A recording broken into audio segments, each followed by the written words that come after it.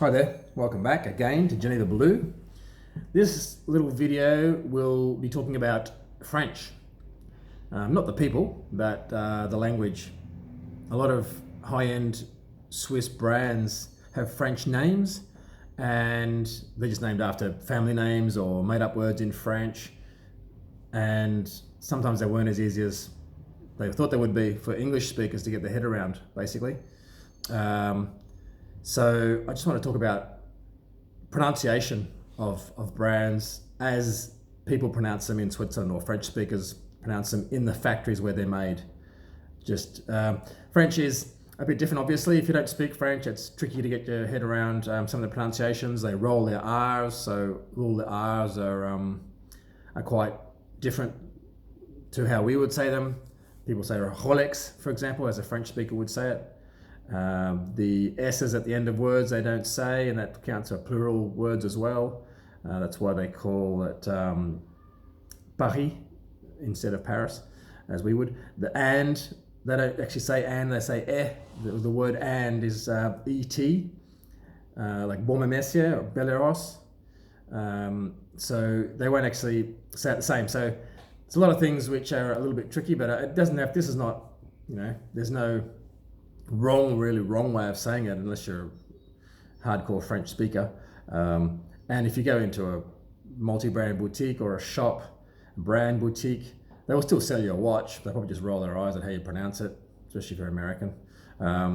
But worst thing they'll do is they'll just talk about you afterwards when you're gone. They'll talk how funny it was, and they'll take the mick when you're gone and how you used to pronounce the word. That's what we used to do when we were in Geneva, in watch shops. I want to talk first about, I did a list of all the Swiss brand names, and I got to quite a few quite quickly, way too many to do in one little video. I'll start with the brands that I've had the closest associations with, obviously beginning with Audemars Piguet, where I did my training and watchmaker training back in the day. It's Audemars Piguet, that's how it is. They don't say the S at the end of Audemars, they don't say the T at the end of Piguet, it's not Piguet, as I've heard many times. Just Audemars Piguet, from the Audemars family and the Piguet family, both which have still people in the Vallée de Joux from those two families. Then I went to Richard Mille. People call this Richard Mille, which is fine. I don't think Richard cares. Richard cares.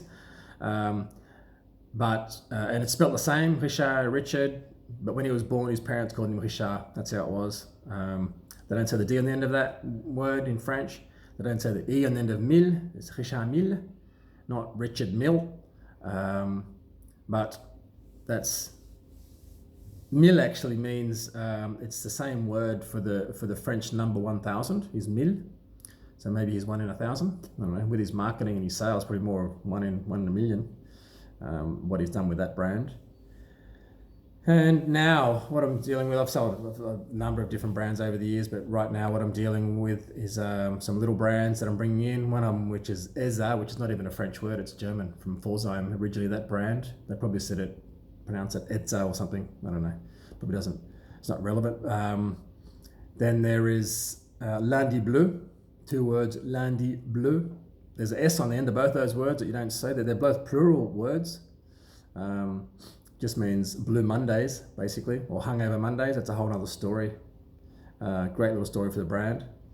But it's Landy Bleu from La Chaux-de-Fonds, that's a watchmaking area. And then there's L'Aventure, which is, you can't get more French than that. It just means the adventure in French. There should be apostrophe, maybe an apostrophe between the L and the A. That's how you'd write it properly in French, but the brand's L'Aventure.